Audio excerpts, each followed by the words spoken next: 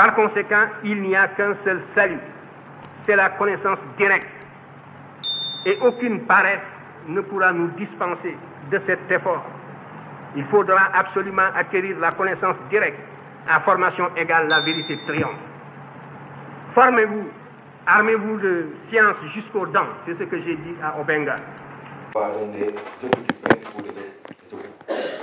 d'abord, maîtriser tous les concepts et théories du système monde. Qu'est-ce que c'est que le système monde? Comment fonctionne ce système? Quels sont les acteurs de ce système monde-là? Quels sont les facteurs qui permettent d'impulser ces systèmes, de système monde? Et aussi, évidemment, comme tout système, il y a des inconvénients, il y a des limites. On va avoir aussi des limites de ce système, du système monde. Avant d'en arriver aux notions, ou bien à la notion de développement. Après avoir défini donc tous les concepts aussi liés au développement local, maintenant, on va essayer de voir les interférences entre système monde et développement local. Donc, voilà donc comment le cours sera structuré. Donc, c'est ainsi donc le cours est structuré donc, en trois chapitres. Donc, le premier chapitre, donc, c'est le système monde.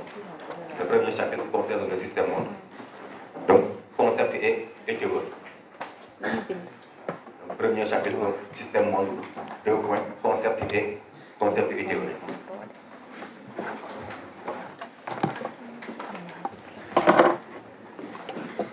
Donc, pour le deuxième chapitre, donc, on va voir le développement local. Le premier chapitre, système monde, concept et théorie. Chapitre 2, le développement local. Et enfin, le chapitre 3, donc, les interrelations entre système monde et développement local. Donc, chapitre 3, interrelations entre système monde et développement local.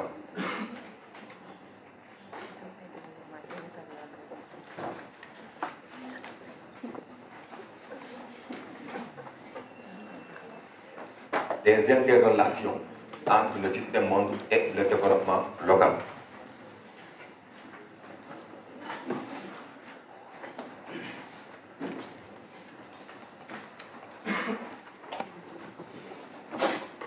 Donc voilà donc les trois chapitres donc, qui vont structurer donc, ce cours.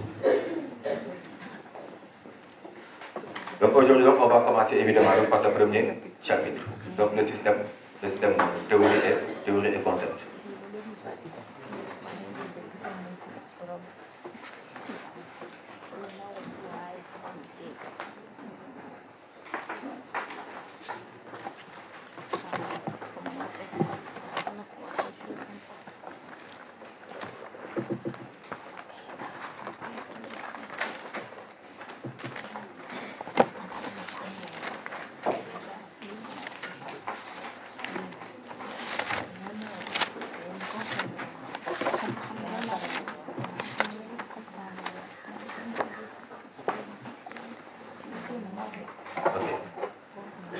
Donc actuellement dans le monde aujourd'hui, nous entendons très souvent parler de cette notion-là, système monde.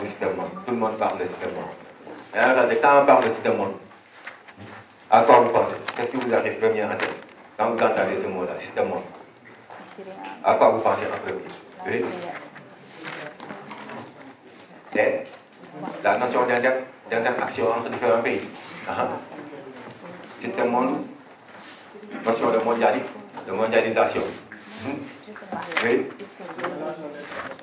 Des relations d'interdépendance entre les pays.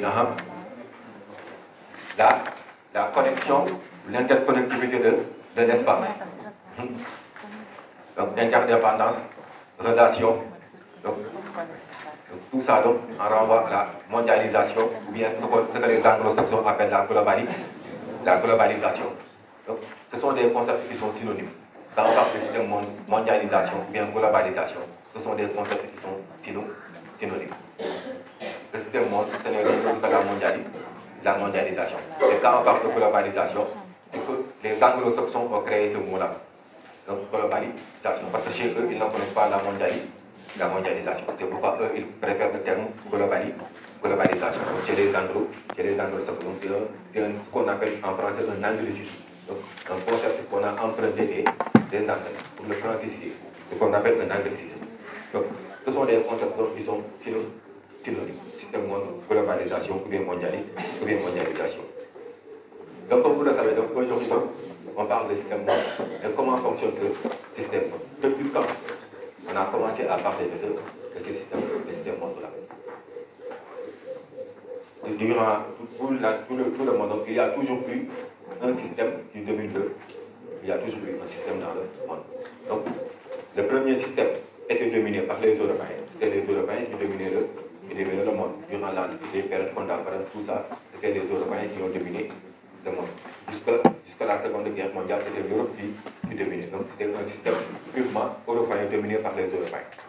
Donc, durant la Seconde Guerre mondiale, donc, il y a un nouveau système qui est né. Et ce nouveau système a amené ce qu'on appelle la bipolarisation du monde. Donc, entre deux géants, les États-Unis et l'URSS. Donc, durant la guerre froide, entre le bloc de l'Est et le bloc de l'Ouest, on a un nouveau système qui est apparu, un système de bipolarisation. Il n'y avait plus un seul qui dirige, mais il y avait deux pôles. Donc, le pôle américain et le pôle soviétique. Et le reste du monde essayait donc de se ranger souvent suivant l'idéologie, suivant le théorie, suivant ces deux pôles. Donc, ce sont les deux générations qui dominent le monde. Mais après la guerre mondiale maintenant, il y a eu un nouveau système qui est apparu. Après l'effondrement de l'URSS, donc cette bipolarisation n'a plus eu lieu. Donc on a créé un nouveau système qu'on appelle ainsi le système monde. Et aujourd'hui le système, c'est quoi donc? C'est en réalité une ouverture. Donc une interdépendance. C'est ça qu'on appelle aussi aujourd'hui donc le système monde. Donc ce système est caractérisé par quoi? Ce système est caractérisé par ce qu'on appelle une économie de marché. Donc maintenant, c'est le marché qui domine. Une économie de marché avec une théorie libérale. Donc le système monde est né carrément du capitalisme. C'est le capitalisme qui a donné naissance à ce système-là. Donc il y a aussi deux théories économiques qui s'affrontaient. Le socialisme d'un côté, le capitalisme de l'autre. Mais le capitalisme a pris le dessus sur le socialisme. Et ainsi le capitalisme a imposé ses règles et ses lois. Et qu'est-ce qui caractérise le capitalisme? Donc c'est l'ouverture des marchés. C'est le libre échange. C'est ça le capitalisme. C'est ainsi donc on a créé ce nouveau système qu'on appelle le système monde, donc qui est né uniquement donc, après la Seconde Guerre mondiale. Donc ce mot-là a été, pour la première fois, ce mot, celui qui l'a première fois utilisé là, donc c'est un historien français, Leonardo Fernand Braudel. C'est lui qui a vulgarisé le mot système monde en 1953. Donc c'est un historien français du nom de Fernand Braudel qui a le premier vulgarisé ce mot de système monde. Et depuis lors maintenant, on utilise ce système-là.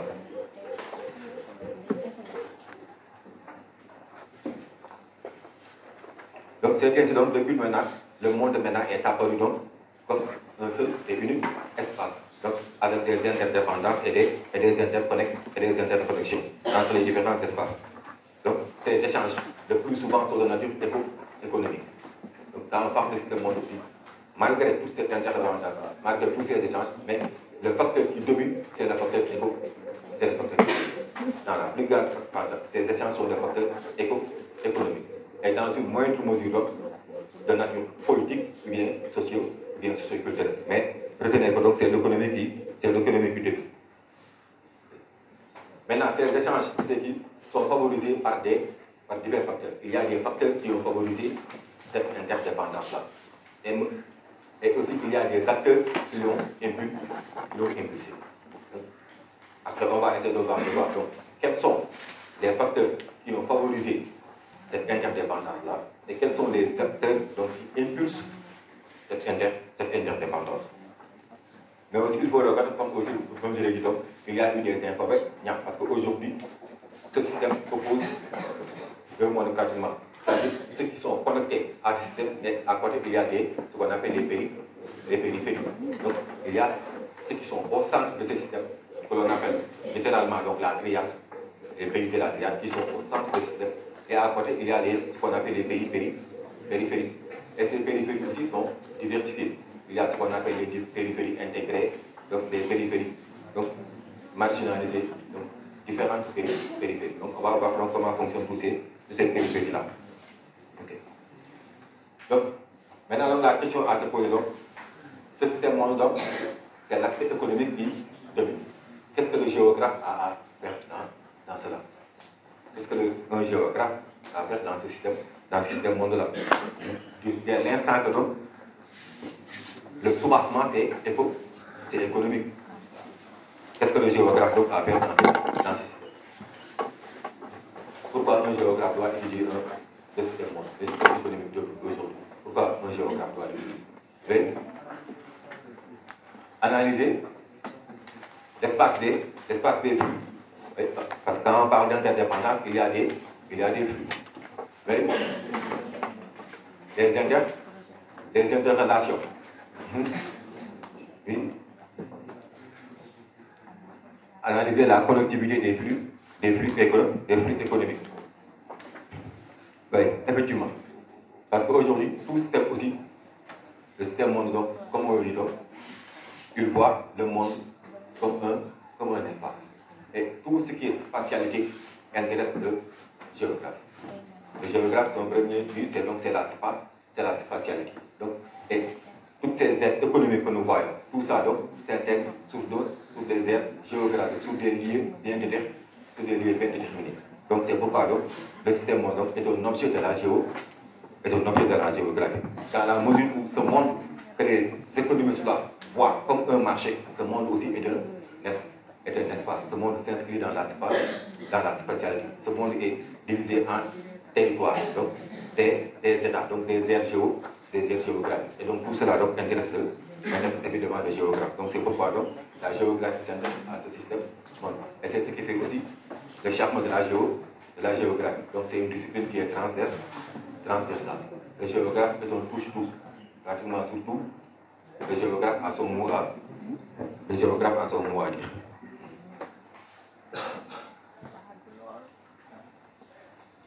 Donc on dit donc que la notion de système monde renvoie à ce qu'on appelle la mondialisation. Donc cette mondialisation aujourd'hui, c'est quoi? Donc c'est le processus par lequel donc, ce qu'on appelle aujourd'hui mondialisation, ce n'est rien d'autre que le processus par lequel toute l'étendue de la planète donc, devient un seul espace. Toute l'étendue de la planète devient un seul espace, avec le rôle des acteurs. Donc ils vont créer des projets spécifiques donc, pour développer leur pays. Donc c'est ainsi donc le monde est devenu un système. Parce que quand on parle de système, un système c'est quoi? C'est un ensemble d'éléments qui ont des interrelations, qui ont des interconnexions. C'est ça qu'on appelle un système. Quand un ensemble d'éléments sont reliés, ils ont des interrelations, ils ont des interdépendances, et chaque élément influe sur l'autre. Et chaque élément aussi est influencé par l'autre élément. Ainsi, on parle de système. Donc, et maintenant, si chacun influence l'autre, chacun aussi est influencé, ils vont former un ensemble bien organisé et qui évolue dans un environnement bien propice, d'où la notion de système. Maintenant, cet environnement dans lequel évolue ces relations-là, l'environnement peut être, le système peut être autonome, le système peut être fermé. Quand un système est fermé, quand on dit que le système-là est fermé, c'est-à-dire que le système n'a pas de relation avec son environnement. Ainsi, on parle d'un système qui est fermé, un système qui n'a pas de relation avec son environnement. Mais le système aussi peut être ouvert. Mais dans ce cas, le système a des interrelations avec son environnement. Et enfin aussi, on peut voir un système qui est autonome. Et quand on parle de système autonome, c'est-à-dire que ce système, non seulement le système a des interrelations avec son espace, mais le système aussi peut maîtriser les effets de cet environnement sur lui. Donc c'est ça qu'on appelle un système qui est autonome. Un système qui a des relations avec son environnement dans lequel il évolue, mais quand il y a des impacts de cet environnement sur lui, le système peut maîtriser ces impacts-là, peut maîtriser ces influences. C'est ça qu'on appelle un système qui est autonome.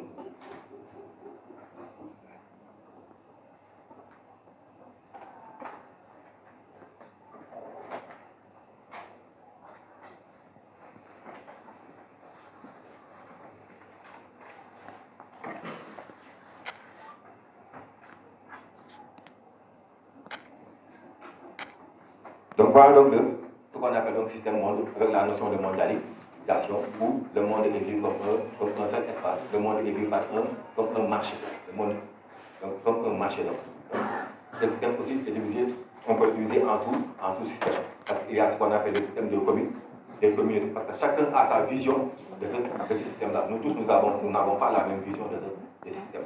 Ça dépend de nos intérêts, ça dépend, voilà. Donc il y a ce qu'on appelle le système des communautés. Comment les communautés voient leur environnement.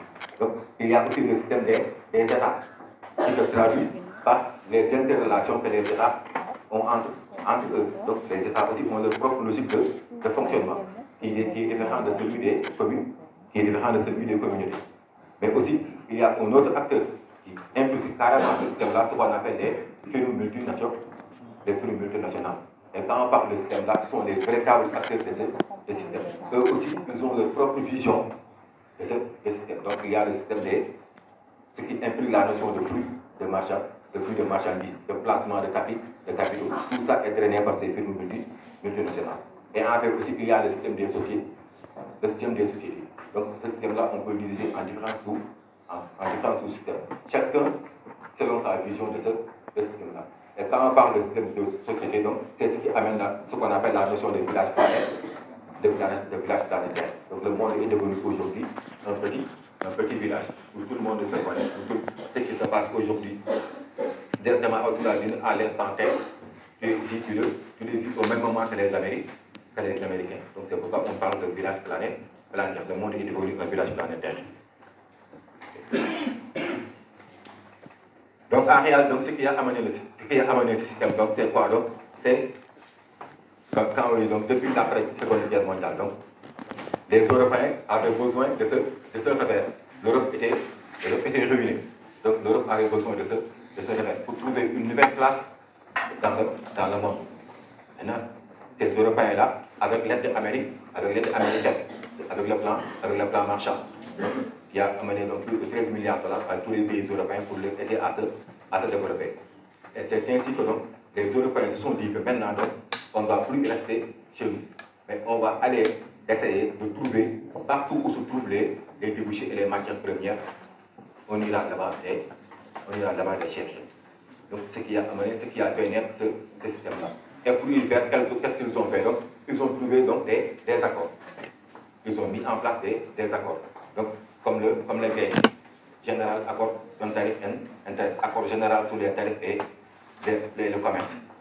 Donc, quand ils ont mis en place cet accord-là en 1947, mais surtout aussi avec la mise en place de l'OMC, l'Organisation mondiale du commerce en 1995.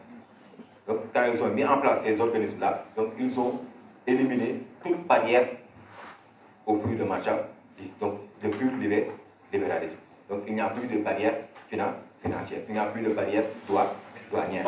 Donc, maintenant, ce sont les accords-là. Et c'est ainsi donc que ça a pris naissance de ce système-là. Donc, ce sont les Européens, donc, à travers leur volonté de se reconstruire et à travers aussi le nouvel système économique qui évolue, le capitalisme, donc, qui impose le libéralisme, le libre-échange, donc ce qui a fait naître donc, ce système mondial.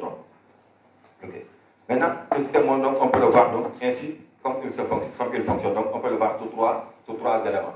Donc, premièrement, donc, il y a ce qu'on appelle l'internationalisation. Quand on parle de système mondial, forcément, donc, il y a la notion d'internationalisation. Et cette internationale amène quoi? C'est-à-dire le développement des flux. Donc, à travers les flux de capitaux se développent. Donc l'exportation, donc, ce qu'on appelle l'internationalisation.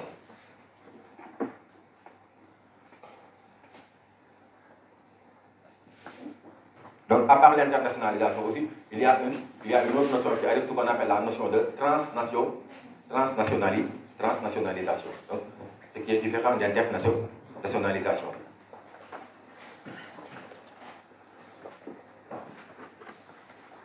Donc, transnationalisation, donc cette notion donc, est développée par les FMN, firmes multinationales. Donc c'est quoi? C'est la sorte des flux d'investissement de capitaux dans un pays étranger. Donc, quand une entreprise bien puissante se développe dans les pays étrangers, et cette entreprise va investir là-bas, ou bien va créer d'autres entreprises dans d'autres régions qui ne sont pas les leurs. Donc, ce qu'on appelle la notion de transnationalisation. Donc, sortir de ton propre territoire pour aller investir dans d'autres pays, dans d'autres territoires. Parce que pour eux, comme je l'ai dit, donc, ils voient le monde comme un seul espace. Il n'y a plus de frontières, il n'y a plus de barrières. Donc, ils peuvent investir là où ils veulent. Donc, selon les avantages qu'on leur offre. Une entreprise aussi, quand elle s'implante, ils voient les avantages. Quels sont les avantages que je vais avoir dans ce pays-là? Donc, c'est ça, selon leurs intérêts, donc, selon leurs avantages comparatifs, donc, ces entreprises vont investir dans d'autres pays. Et enfin aussi, il y a la notion de globalisation.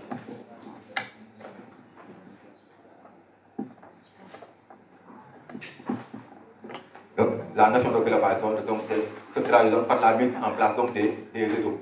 Donc, surtout à travers le développement des technologies de l'information et de la communication. Donc l'interconnexion.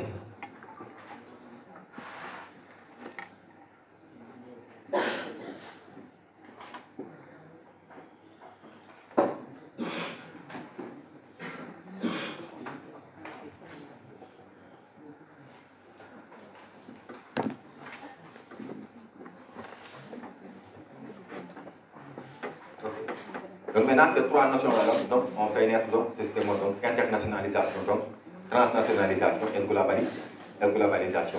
Donc, ces trois notions ont eu toutes conséquences. La principale conséquence, c'est l'interdépendance. C'est pourquoi maintenant on vit dans un monde interdépendant.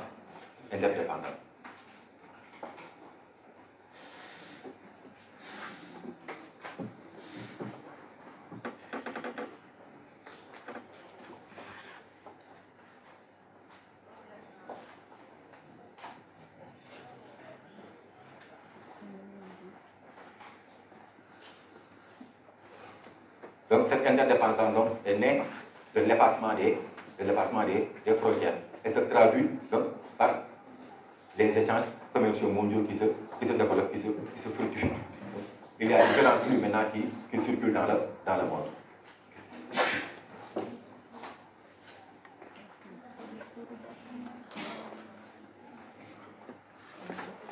Et maintenant, quels sont ces flux-là qui caractérisent cette interdépendance?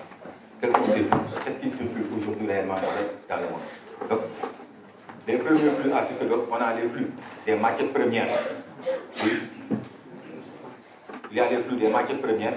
Donc, toute entreprise a besoin de matières premières. Les flux de produits manufacturés. Donc, il y a les flux des capitaux. Il y a les flux de l'information. Mais aussi, il y a les flux de la mobilité des personnes. Donc, voilà différents flux aujourd'hui que l'on voit à travers le monde. Donc, maintenant, chaque flux, donc, il y a quelque chose qui l'a motivé. Qu'est-ce qui a motivé cette diversification des flux? Donc, on voit qu'aujourd'hui, la circulation des marchandises augmente chaque année à hauteur de plus de 5%. Donc, le flux des marchandises augmente. Et de tous ces flux-là, le flux qui a le plus évolué, c'est le flux des capitaux. Donc, c'est-à-dire l'argent. Donc, quand on parle de capitaux, on parle d'investissement, on parle d'emprunt, on parle de dette, de placement. C'est ça qu'on appelle le flux des capitaux.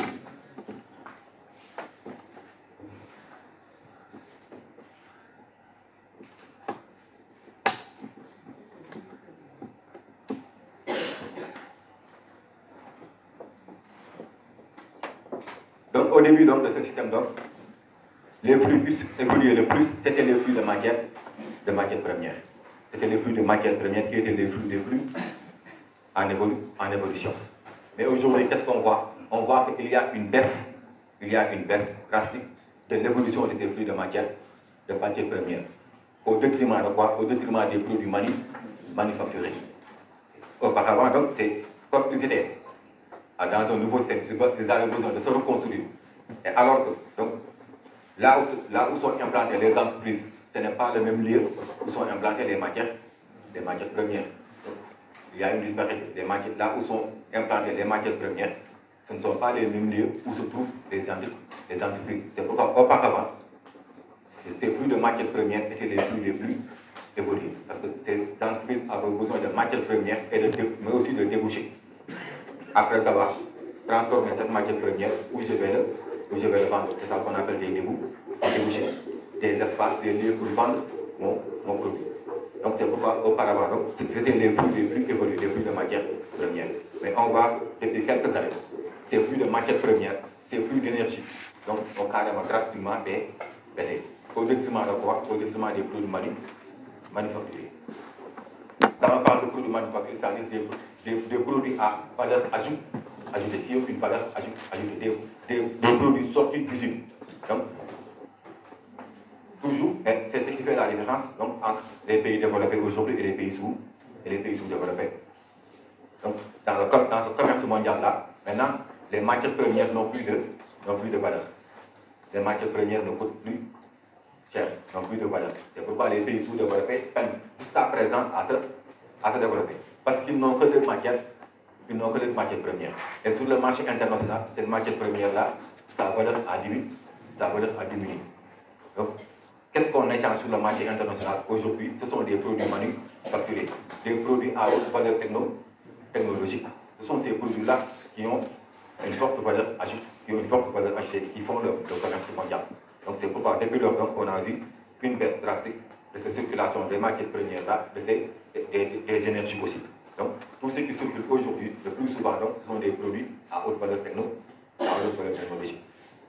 Et ces produits-là sont fabriqués le plus souvent dans les pays du Nord. Ce sont les pays développés qui ont ces moyens. C'est pourquoi ce sont eux qui imposent leurs lois aujourd'hui sur le marché international. Et eux qui imposent leurs lois. Ça se passe comme ça. L'agriculteur sénégalais qui cultive ici son arachide, arrivé sur le marché international, ce n'est pas lui qui va fixer le prix. On va fixer le prix de cette arachide dans une bourse de valeur qui se trouve à New York ou bien à Londres. Il faut se mettre à dire que voilà, le kilogramme d'arachide, on va l'acheter à temps. Voilà. Soit tu vends, soit tu ne vends pas. Tu n'as pas le droit de fixer un prix. C'est une matière première. Après avoir acheté cette matière première à bas prix, ils vont l'exploiter. Faire une valeur ajoutée et revenir te le vendre 10 fois ou 50 fois plus cher. Voilà comment fonctionne aujourd'hui ce qu'on appelle aujourd'hui le système mondial. Donc il y a des pays, des gens qui bénéficient du système, et par contre il y en a d'autres qui sont toujours sous la domination de ces pays-là. Pourquoi donc ce n'est pas un système qui est légal, qui est égal. Il n'y a pas d'égalité. Il n'y a pas d'égalité dans ce système. Toujours les plus forts imposent leur droit au prix. Toujours les plus forts imposent leur droit au prix. Alors qu'on parlait d'interdépendance.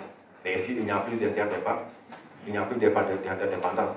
Ce qu'on voit, ce qu'on constate, c'est une dépendance.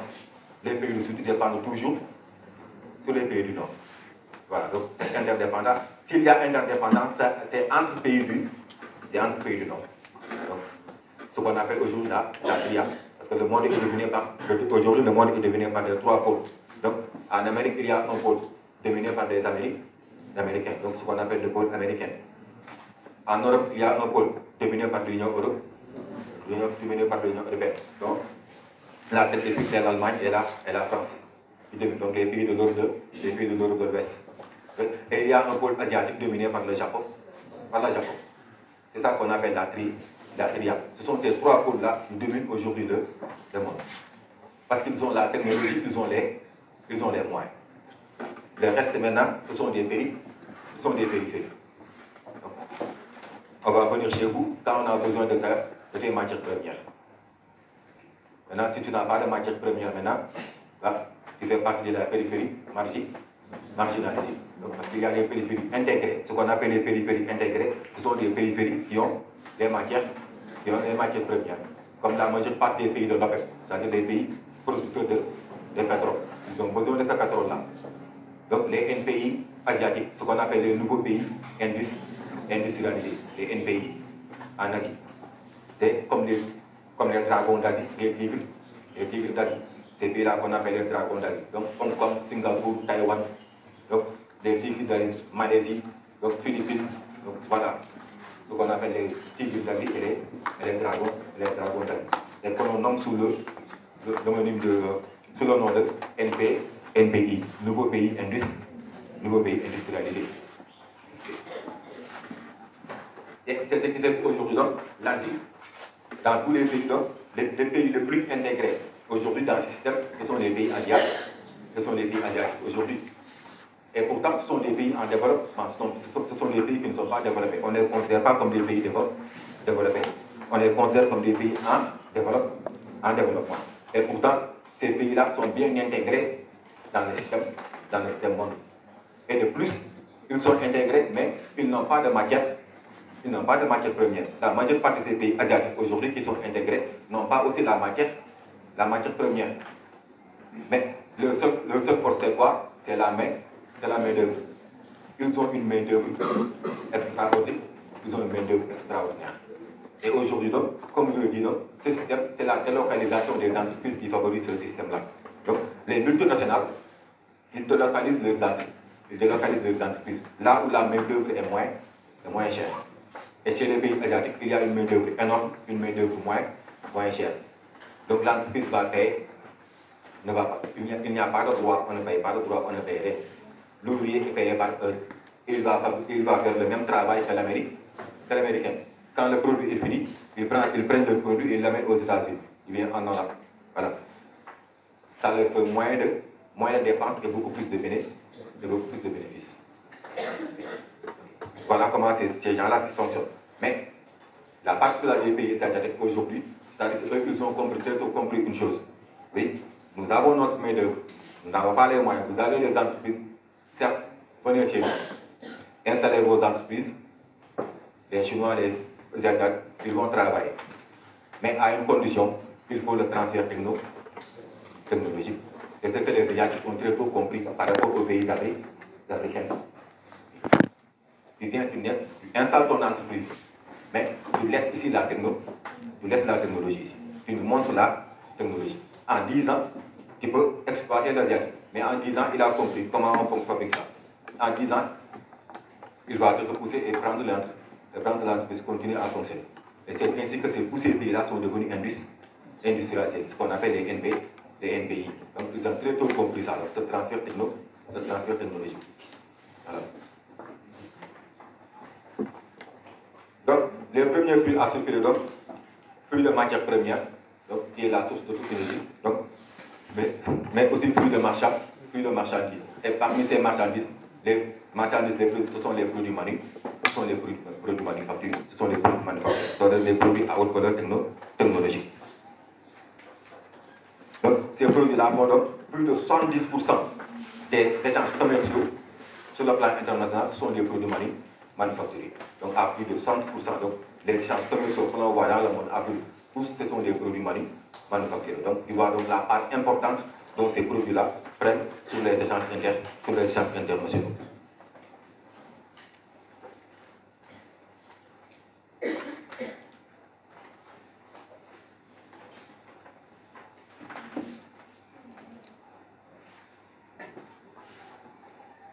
Donc, à part ces flux, on a aussi des flux de capitaux.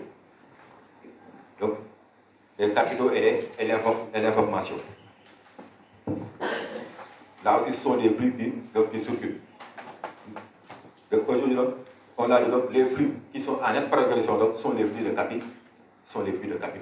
Aujourd'hui, ils ont progressé de plus de 20%. Donc, 20% du commerce commercial, donc, des échanges, donc, et par les flux de capitaux. Donc, quand on parle de capitaux, il y a la notion de placement. Donc, quand on fait des placements. Donc, la notion de crédit. Oui.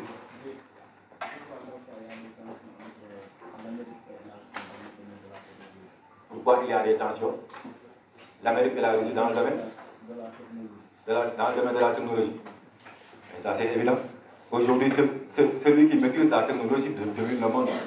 C'est ça le problème. Celui qui maîtrise la technologie domine le monde.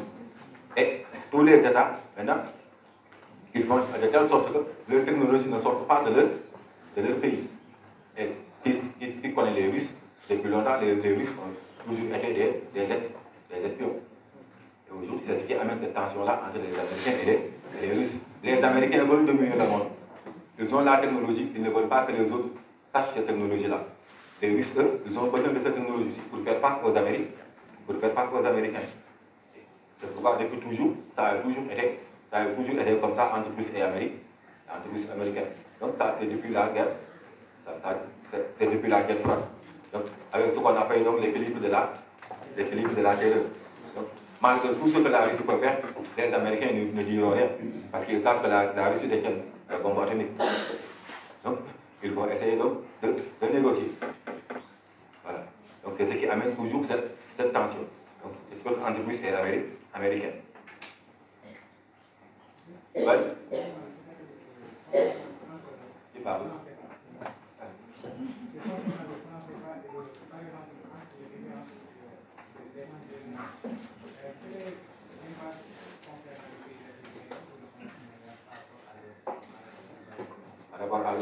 Mais sur le commerce mondial, l'euro n'a pas tellement d'importance. Parce que le commerce mondial, la monnaie qui domine, c'est le dollar.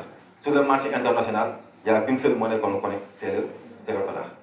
Même les Européens, quand ils vont sur le marché international, ils vont utiliser le dollar. Et maintenant, le malheur des Africains, c'est-à-dire qu'eux, ils ont le franc CFA. Donc avant d'aller sur le marché international, ils vont d'abord convertir en euros. Voilà. Ils vont d'abord convertir en euros avant que ce euro-là soit converti en dollars. Donc ils vont perdre doublement. Donc doublement, ils sont perdants. Donc c'est ça aujourd'hui le malheur des pays africains qui ont le franc CFA. Et l'autre problème aussi, c'est qu'il y a des pays africains qui ont leur propre monnaie.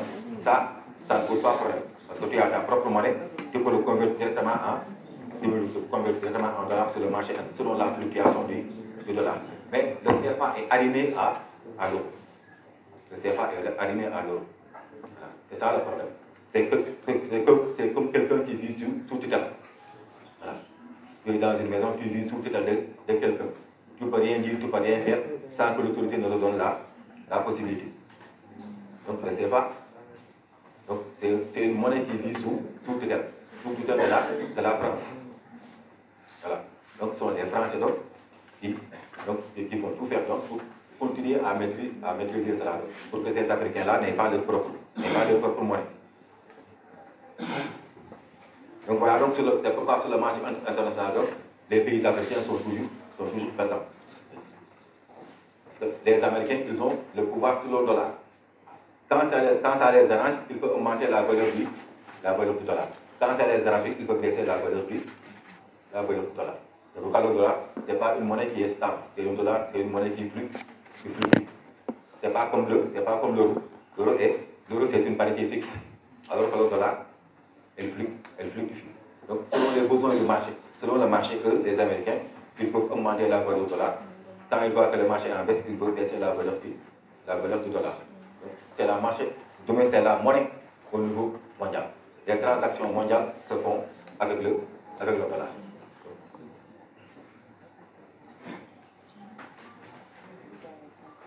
Donc, c'est plus il y a en d'autres termes, c'est plus de capitaux.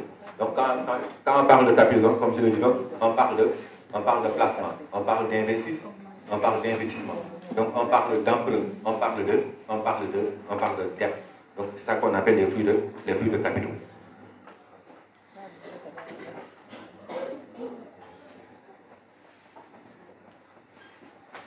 Et aujourd'hui, ce qu'on appelle l'espace financier mondial est formé par ce qu'on appelle des nœuds. Donc, il y a des nœuds qui sont interconnectés. Et le flux financier circule à travers ces nœuds-là. Et ces nœuds-là sont formés par ce qu'on appelle aujourd'hui l'archipel métropolitain mondial. Donc, c'est-à-dire les grandes villes financières dans le monde. Et ces grandes villes, c'est quoi? C'est comme New York, donc c'est comme Tokyo, donc c'est comme Paris, c'est comme Londres, donc Milan. Donc voilà donc ce qu'on appelle l'archipel métropolitain mondial. C'est eux qui dominent la finance. Donc les grandes bourses de valeur, parce qu'aujourd'hui, quand on fait échange de capitaux, ça se fait à travers les bourses de valeur. Donc c'est au niveau des bourses de valeur que tu vas faire des placements. C'est là-bas que tu vas acheter des actions ou bien vendre des actions. Donc l'argent circule à tout moment. Donc, et ces bourses de valeur-là se trouvent dans ces pays-là. La plus grande bourse de valeur se trouve à New York. Donc, à part New York, c'est Tokyo. Donc, après Tokyo, c'est Londres. Donc, c'est Paris, c'est Milan. Donc, ce qu'on appelle l'archipel métropolitain mondial. Donc, et aujourd'hui, c'est pourquoi plus de 65% des IDE, donc entrant et sortant dans le monde, sont dominés par ces pays-là. Quand on parle de IDE, c'est investissement direct étranger. C'est ça qu'on appelle IDE.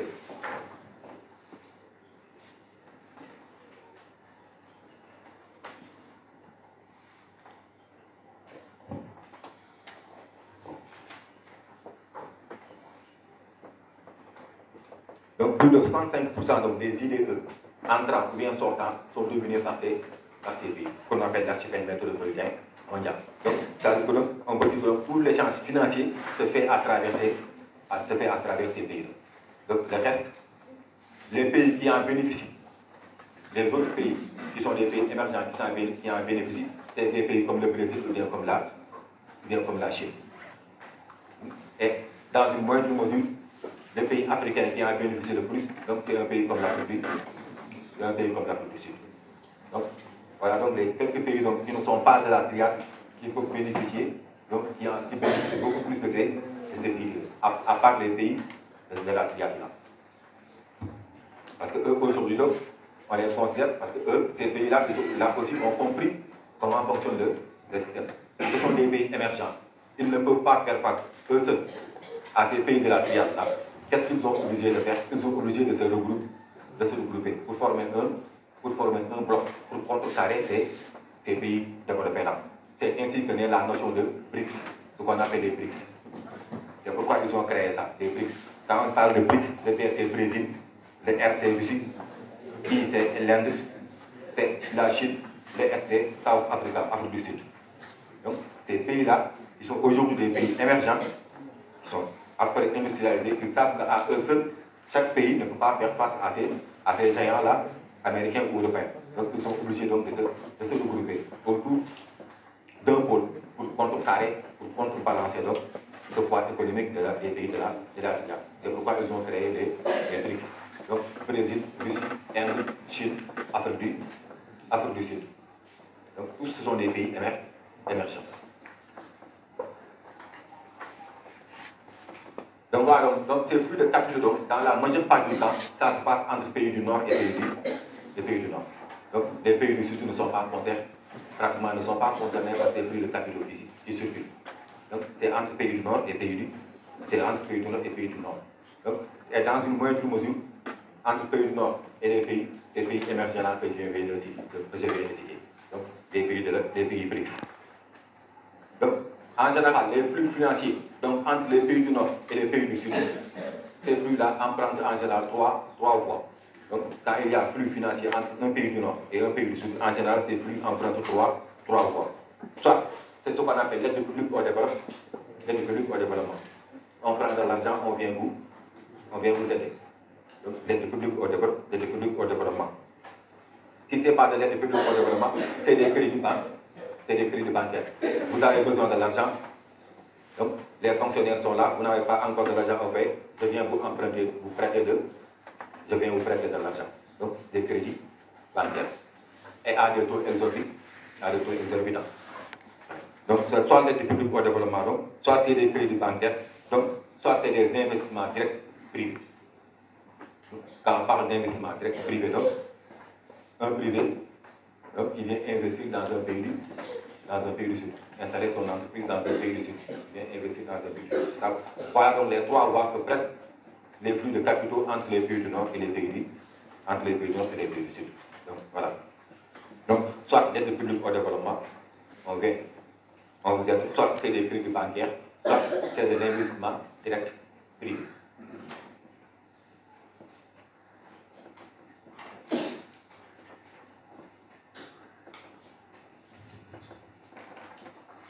Quand on parle d'IDE aussi, il faut comprendre la notion d'IDE, ce qu'on appelle IDE, investissement direct à l'étranger.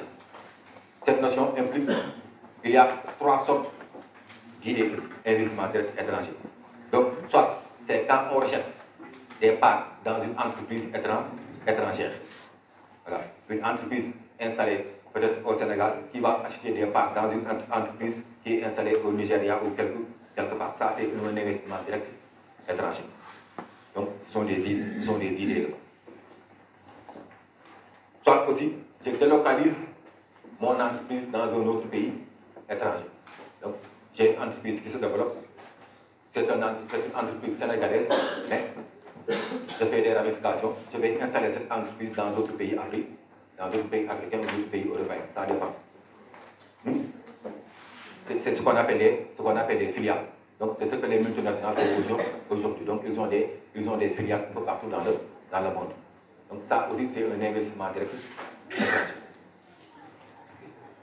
L'autre façon pour qu'on puisse parler d'investissement étranger, c'est aussi quand une entreprise vient s'installer au Sénégal, cette entreprise fait des bénéfices, et ces bénéfices-là, cette entreprise les réinvestit encore au Sénégal. Ça aussi, c'est un investissement direct étranger. Donc voilà comment il faut comprendre la notion d'investissement direct étranger, ce qu'on appelle les IDE. Donc soit c'est une délocalisation d'entreprise, soit ce sont des rachats des actions d'autres entreprises étrangères, soit je m'installe dans un pays étranger, je fais des bénéfices et je réinvestis les bénéfices dans ce pays-là. Voilà ce qu'on appelle la notion d'idée.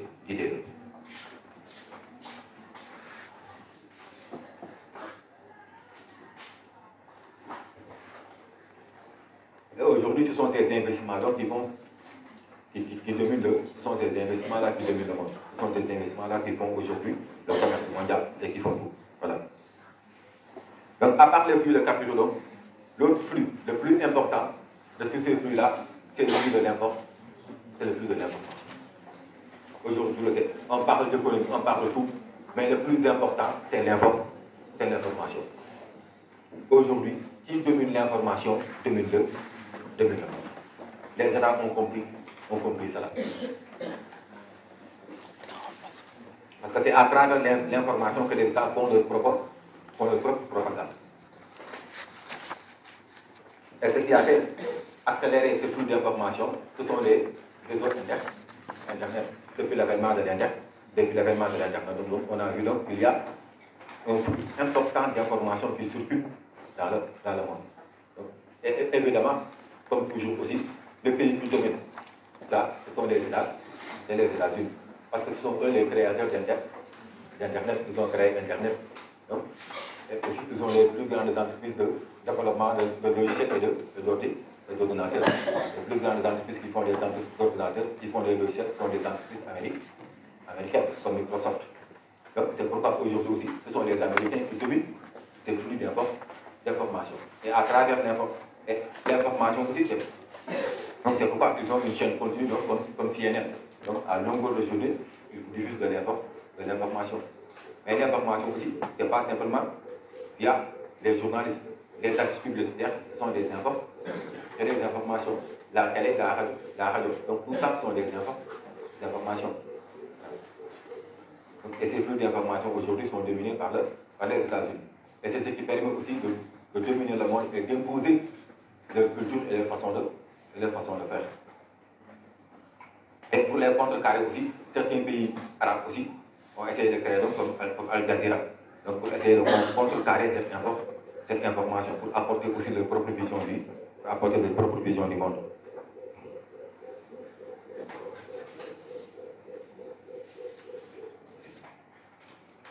Donc à part plus de matières premières, plus de produits manufacturés, donc flux de capitaux, donc flux d'informations, l'autre flux, donc, ce sont ce qu'on appelle les flux de population. Donc, les populations aussi bougent énormément. Ça aussi, c'est un autre flux.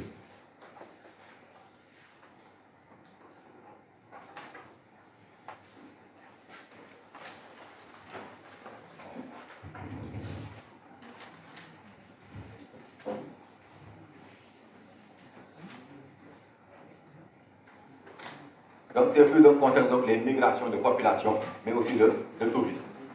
Donc ça ce sont des migrations de population. Et les migrations, les facteurs économiques, le plus souvent, ce qui fait bouger les gens, c'est les facteurs économiques. Les gens bougent à la recherche d'un meilleur cadre de un meilleur cadre de vie. C'est le facteur économique qui fait bouger le plus les gens. À part ce facteur économique-là, il y a le loisir à travers le tourisme. Mais aussi, il y a le facteur politique, donc ce qu'on appelle les réfugiés politiques. Quand il y a des régimes dictatoriaux, donc, il y a des réfugiés politiques, qui viennent dans un pays qui n'est pas stable. Il y a la guerre, donc ce sont des réfugiés. Et aujourd'hui, donc, il y a un autre flux aussi amené, ce qu'on appelle donc les réfugiés climatiques. Donc, à travers le bouleversement de la planète, donc, il y a ce qu'on appelle aujourd'hui les réfugiés climatiques. Donc voilà, de manière générale, ce qui font bouger les gens. Mais le facteur principal, c'est l'économie. Voilà, c'est pourquoi aujourd'hui, donc, ces migrations-là, contrairement aux flux de capitaux qui se développent entre pays du Nord et pays du Nord, les flux de migration, le plus souvent, c'est entre pays du Sud et pays du Nord. Les gens quittent le Sud pour aller vers le Nord.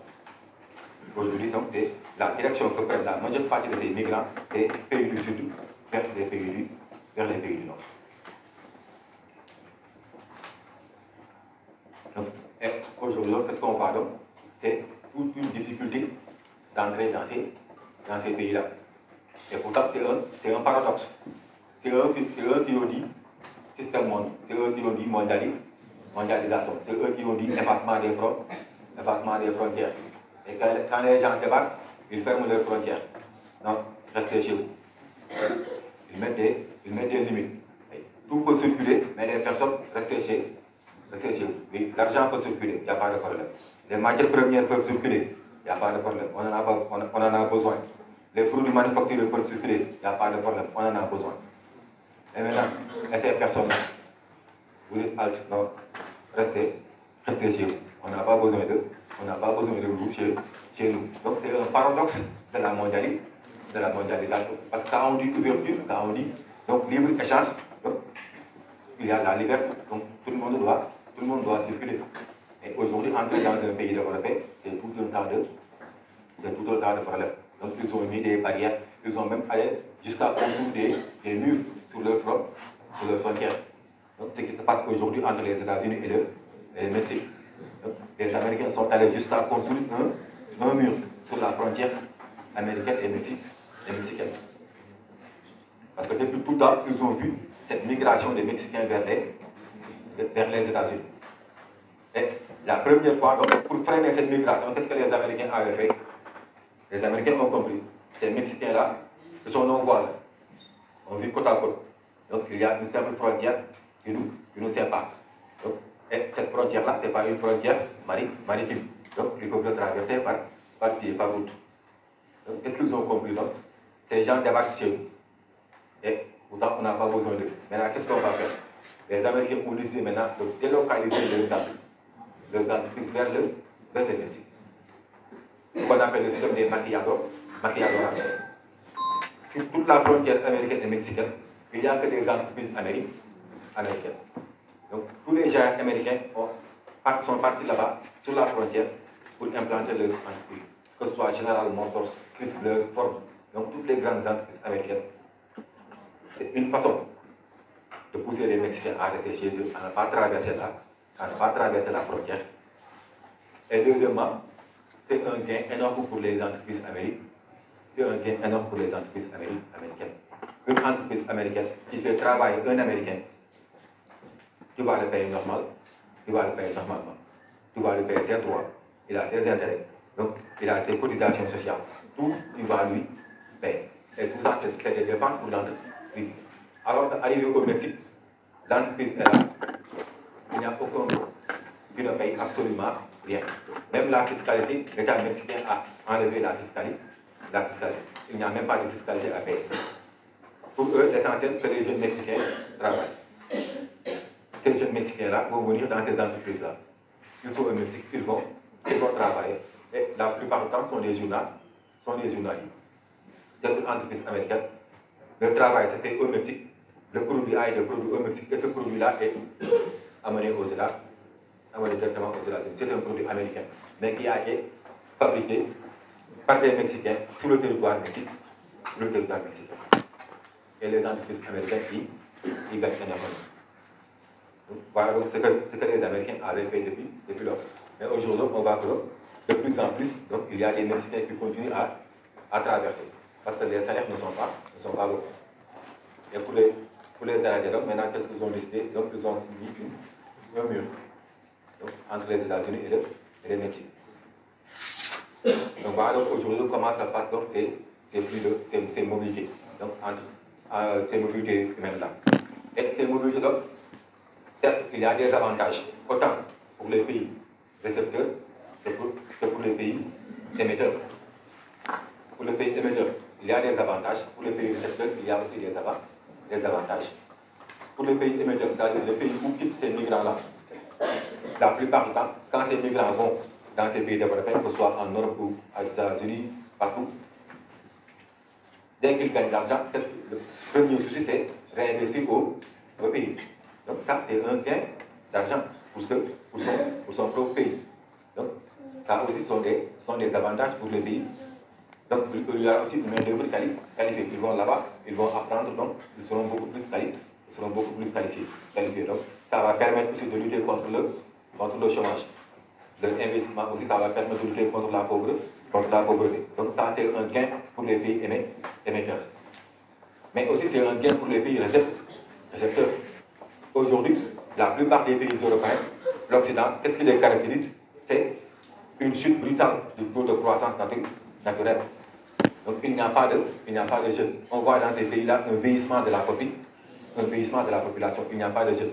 Donc ces migrants-là qui viennent, ils vont combler ce gap. Ils vont combler ce gap-là. Ils vont permettre à ces pays-là de se rajeunir un peu plus. Donc là aussi, c'est une main-d'œuvre à bon marché pour ces entreprises aussi. Donc là aussi, c'est un gain pour les deux pays. Mais malgré ces gains aussi, il y a des inconvénients. Aussi, autant pour les pays émetteurs que pour les pays récepteurs. Donc aujourd'hui, la plupart des jeunes qui quittent les pays du Sud pour aller vers le Nord, ce sont des jeunes pratiquement les mieux formés. Ce sont des jeunes les mieux formés. Donc, du moins, ceux qui vont légalement, par la voie légale, tous ceux qui vont par la voie légale, ce sont les jeunes qui sont les mieux. Ceux qui n'ont pas de formation ni de métier, ils prennent la voie illégale. Ce qu'on appelle les clandestins. Quand l'Europe donne un visa, c'est parce qu'il sait qu'il y a un background, il y a quelque chose à lui apporter. Et c'est ce qui fait aussi que ça va développer aussi la notion de ce qu'on appelle la fuite des cerveaux. La fuite des cerveaux. Donc, la fuite des cerveaux. Ce sont les gens les mieux qualifiés que ces pays européens-là encore attirent vers eux. Et un État sous-développé prend son argent, un étudiant qui est là, toute l'année, c'est l'État sénégalais qui paye sa bourse. Il lui donne une bourse, il lui donne un toit, il lui donne tout. Il a appris, il a eu à magasiner une certaine connaissance. Au lieu de rester pour travailler pour cet État sénégalais-là, il quitte directement pour aller au Canada. C'est une perte d'investissement pour l'État. L'État a investi énormément d'argent pour ce jeune-là, et aujourd'hui, ce jeune se retrouve aux États-Unis ou bien au Canada. Parce que, pourtant, il a été bien formé ici. Les Canadiens l'ont pris, bien les Américains l'ont pris. Donc, ce qu'on appelle la fuite des cerveaux. Donc, c'est une perte d'investissement. On est sous-développé. Les plus petits investissements qu'on a, on l'investit pour avoir une ressource humaine de qualité, mais dès que cette ressource humaine est prête à être employée, on laisse les pays du Sud et on va voir ailleurs. Ça aussi.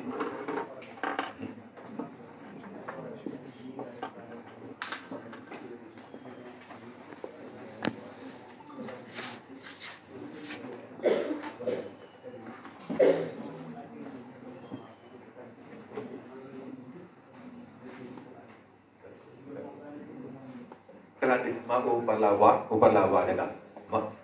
Nous-mêmes, chaque année, quand Campus France commence, quand les gens commencent, pratiquement, chaque année, 10 ou 15 étudiants vont venir à mon bureau.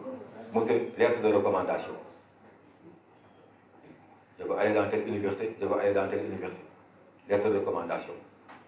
Finalement, même moi, j'ai décidé, je n'écris plus de lettres de recommandation pour quelque que ce soit.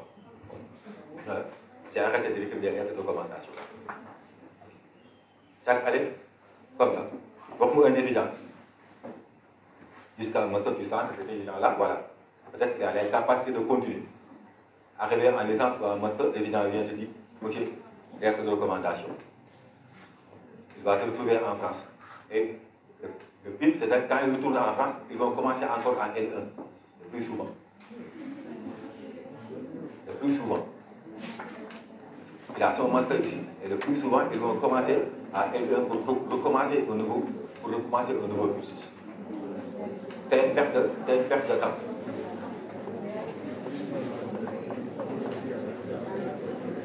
Ici au Sénégal. Oui. Mais je dis, c'est l'école privée là. Quels sont les étudiants qui ont ces moyens-là pour payer? C'est pourquoi le plus souvent, c'est dans le public qu'ils font. Mais ils n'ont pas les moyens pour payer ces écoles privées.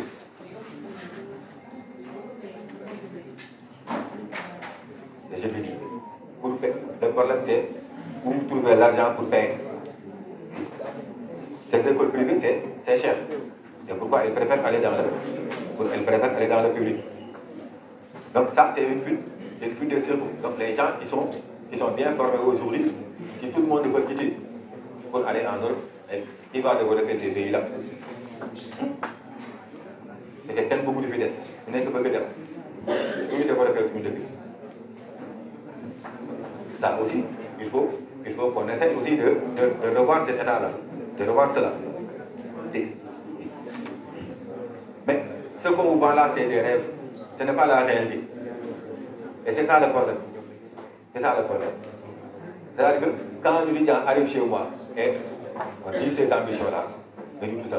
Moi, personnellement, tout en sachant ce qui se passe derrière, je ne peux pas lui conseiller de ne pas y aller.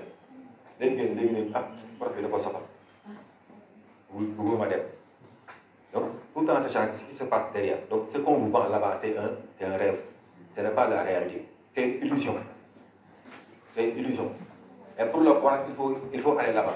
Pour voir ces étudiants, comment ils vivent. Pour voir comme ces étudiants, comment ils vivent. Si tu n'as pas les moyens.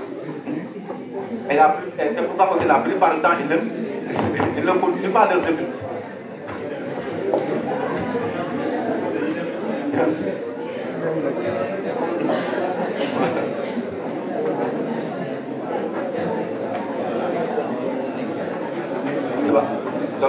Donc voilà l'esprit d'homme. Et tout le monde parle ainsi. Nami dem rek. Voilà. Ku dem après boo gisee di nga xam. Ku dem rek boo gisee di nga xam. Mais sérieusement parlé, ce qu'on vous voit là-bas, c'est pas la réalité. C'est pas la réalité. Et pour le savoir, il faut aller là-bas pour voir les jeunes Sénégalais, les étudiants, comment ils vivent. Surtout en France, en Belgique, non. C'est extrêmement dur. Pour payer sa location, transport, l'étudiant est obligé pratiquement de travailler 12 heures à 18 heures par jour. Et la plupart du temps, c'est dans les petits restaurants qu'ils travaillent. Ils vont trouver un restaurant là-bas, ils vont faire planche.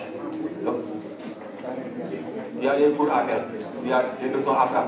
Si tu travailles 18 heures par jour, arrivé, tu es fatigué. Tu es carrément exténué. Et la plupart du temps, c'est pourquoi aussi ceux qui retardent leur étude en France. Ils n'ont pas le temps, ils n'ont pas ce temps-là d'aller étudier. Ils ont une location à payer. Quand tu prends une chambre, tu vas la payer. Tu dois te nourrir, tu dois te déplacer. Et ça, c'est de l'argent. Et en général, les parents ici au Sénégal n'ont pas les moyens pour vous envoyer de l'argent. Et tu n'as pas bénéficié d'une bourse de l'État, l'État te donne une bourse. Donc, tu es laissé à toi-même. Donc, tu es obligé d'aller travailler pour survivre. Et ce travail-là, ça te prend énormément du temps. Moi, je vois des gosses là-bas, je dis, aussi, j'ai fait 18 heures par jour de travail. Et au fond du restaurant, les plats sont entassés comme ça. Tout le temps, ce sont des plongeurs, ce qu'on appelle les plonges. Voilà. En général, ce sont les boulots-là qui vont là-bas. Ce sont ces boulots-là qui vont là-bas. Voilà. certes, tu vas gagner de l'argent, tu peux payer ta location, tu peux manger, tu peux te déplacer, mais ça va impacter sur tes, ça va impacter forcément sur tes vies.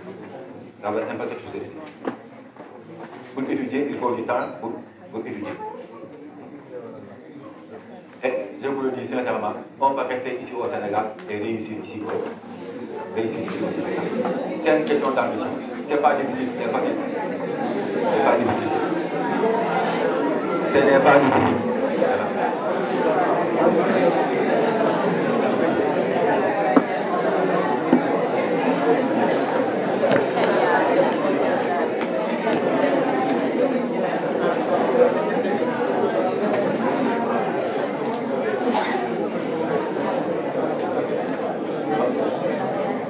Il faut arrêter avec ces idées-là. Les gens vont croire que c'est difficile. Ce n'est pas difficile, c'est facile. C'est juste une question de volonté. Quand tu as la volonté, rien n'est impossible. Rien n'est impossible. Hein? Quand tu as la volonté, rien n'est impossible. Tout est possible. Donc il ne faut pas croire à cela. Tu ne veux pas être au Sénégal et réussir. Combien de gens sont restés au Sénégal et sont réussis? Il y en a énormément. Des gens qui n'ont jamais quitté le Sénégal et pourtant ils ont réussi. Voilà. Nous qui sommes là devant vous. Voilà. Avant d'être professeur ici, on n'a jamais quitté le Sénégal. Tout le cursus supérieur, on l'a fait ici. On l'a fait ici. On a été enseigné par des professeurs sénégalais, ici au Sénégal. Ici à l'université Anta Diop. De la première année jusqu'au doctorat, on l'a fait ici, dans ces amphithéâtres, comme vous. On l'a fait ici, dans ces amphithéâtres. Oui. Il y a 10 ans en arrière, on était là, assis, devant un professeur. Et aujourd'hui, on y est arrivé. C'est une question de volonté. C'est une question de volonté. C'est une question de volonté. Et question de volonté, et surtout aussi question de patience. Et malheureusement, c'est ce qui nous manque aujourd'hui. Vous n'avez plus de patience. C'est ça le problème. Tout le problème, c'est ça. Vous n'avez plus de patience. Oui.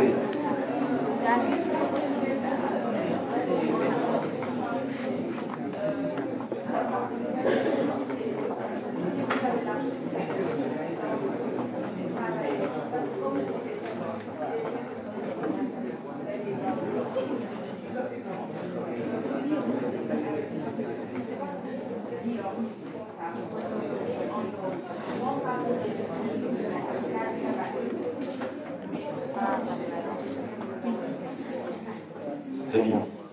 Si tu as les moyens, quand tu as les moyens de te gérer là-bas, il n'y a pas de problème. Moi, ça ne me pose pas de problème. Mais le plus souvent, ceux qui vont, ils n'ont pas les moyens. Quand tu as les moyens, il n'y a pas de souci. Tu peux aller faire tes études, s'enrichir et revenir. Ça, il n'y a pas de souci. Mais le plus souvent, ceux qui vont, ils n'ont pas les moyens. Aller en Europe, vivre dans la rue, ou bien dans les réseaux de cœur, ça, alors que ici, tu vis tranquillement, quel que soit Alpha, tu es à l'aise, tu es dans ta famille, tu es dans ta famille. Donc, c'est une question de moyens. Quand tu as les moyens, tu peux y aller. Voilà. Mais si les moyens ne suivent pas, tu peux rester ici et réussir ici après pour partir.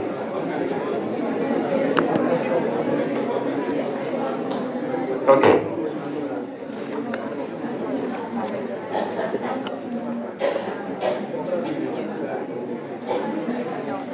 Ok. Donc voilà donc les différents, ce qu'on appelle donc les différents flux de la mondialisation. Donc, ce qui permet donc de dire que carrément donc, il y a un on s'attend un peu. Donc voilà donc cette interdépendance donc, de la mondialisation, c'est à travers ces flux-là que l'on peut vivre cette interdépendance. Parce qu'aujourd'hui, tout circule librement. Il y a énormément de flux, que ce soit les flux de matières premières, que ce soit les flux de capitaux, que ce soit l'information, tout circule à une vitesse énorme. Et aujourd'hui, qu'est-ce qui a favorisé cette interdépendance, cette circulation rapide de ces flux-là? Qu'est-ce qu'il a favorisé? La première chose qu'il a favorisé, c'est l'avènement d'Internet. L'Internet a beaucoup joué sur cette interdépendance. Mais aussi, l'avènement, le développement de la technologie. Aujourd'hui, la technologie est développée à tel point que tout peut être rapide. Donc, on a le déplacement des personnes, des biens, des marchandises. Il n'y a aucun souci maintenant. Donc, pour les voies routières, donc, tous les pays, maintenant, tous les pays, même les pays du Sud sont en train de construire des autoroutes. Donc, des autoroutes pour relier les pays, des corridors routiers, donc pour relier tous les pays. Donc, le développement du véhicule. Donc, et pratiquement 70% aussi des gens de marchandises se fait par la voie maritime. Ce qu'on appelle la conteneurisation. Et aujourd'hui aussi, on a vu sur ce domaine-là, c'est le gigantisme. Donc, on construit des navires énormément gigantesques. Donc, qui peuvent remplir énormément de conteneurs. Donc, c'est cette conteneurisation avec ces navires-là, ces gros paquebots-là. Donc, ça aussi, c'est le développement de la technologie. Sur le bas ferroviaire, c'est la même chose. On a vu pratiquement tous les pays aujourd'hui développent ce qu'on appelle les TGV, les trains à grande vitesse. Donc, ces trains, donc, ils peuvent faire 400 à 500 km à l'heure. Donc, ça, c'est énormément un gain de temps. C'est la technologie qui a permis cela. Sur le domaine aussi de l'aviation, c'est la même chose. On voit aussi de plus en plus des avions gros porteurs, comme le Boeing 347, comme le bus A300, A380. Donc, ce sont des avions gros porteurs. Donc, autant donc, au niveau de toutes les voies, aujourd'hui, on a créé des conditions pour que la circulation se passe normalement et que la distance ne soit plus un obstacle. Donc, la distance maintenant aujourd'hui n'est plus un obstacle pour la circulation. Autant pour les marchandises, autant pour les capitaux que pour les personnes. Donc, du fait de l'avancée de la technologie.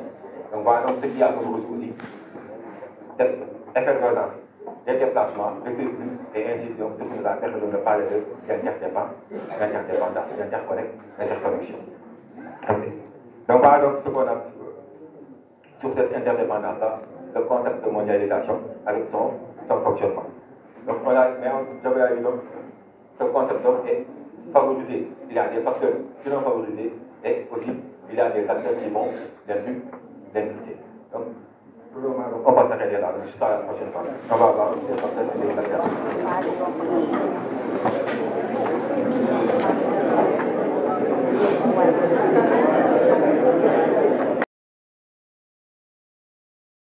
Par conséquent, il n'y a qu'un seul salut, c'est la connaissance directe.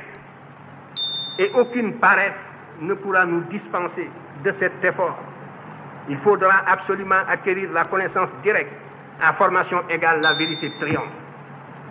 Formez-vous, armez-vous de science jusqu'aux dents, c'est ce que j'ai dit à Obenga.